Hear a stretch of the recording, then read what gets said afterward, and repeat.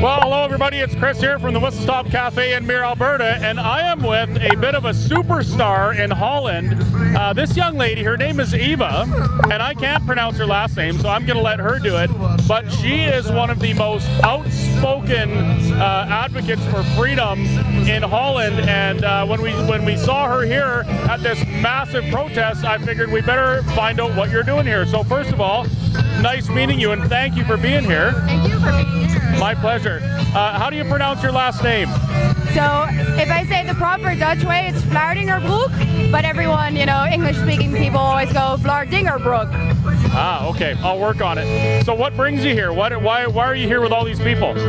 I'm here today really to support the farmers, because, you know, if we let our government go through with their plans to rob our farmers of their land, then it's a matter of time till we're all next. So that's really the main reason why I'm here today. This is a matter of our constitutional rights.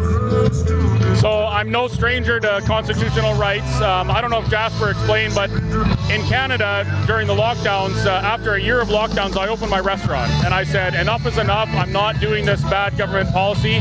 And eventually they threw me in jail for protesting, of all things.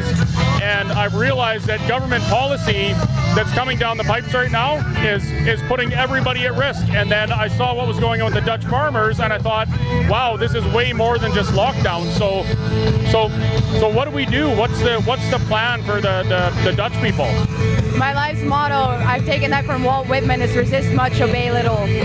So resist much, obey little, keep on speaking out and keep resisting and not complying. So what you did by opening your restaurant and being attacked like that by the authorities, that's a heroic act. So kudos to you for that, and we should all be doing it. So with the farmers, they need to keep on protesting. I think they need to go and block some distribution centers again and show people that their food comes from them. You know, it doesn't grow on trees, we would say in Dutch. So the same thing's happening in Canada. Did you know that? I do, yeah, I did know that, because your Prime Minister and ours, they are basically the same person, you know, and they're both Klaus Schwab's favorites. We're both pilot countries for the horrible, you know, sustainability goals, World Economic Forum, all that jazz. So I think that's why we are brothers and sisters in arms, basically, against this global agenda.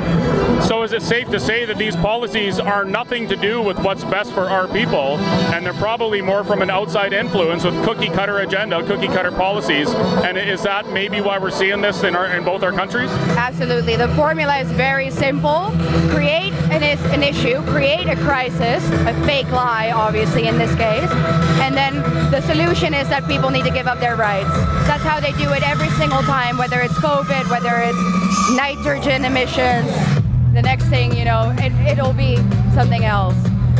I think that's what they're doing. A nice little pretext to get people to give up their rights, but I think that we have woken up enough to their true agenda to be able to stop it.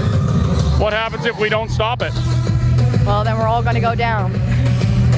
Yeah, no farmers, no food. Well, thank you very much. I really appreciate your time, and maybe we'll run into you again before we leave. Thank you. I'm really happy that you guys are here, because our farmers really deserve the support, and it's great to see so many of you come and, like, you know, televise this, I would say, revolution. Well, we want the Dutch farmers to know that they're not alone, and Canadians are standing with them as well. So there you are. We appreciate that. Thank you. Well, there you have it, folks. Eva V from Holland. I hope that gives a little bit of insight as to what's going on here. And now I guess we're going to work on talking to a few more people and see what we can find.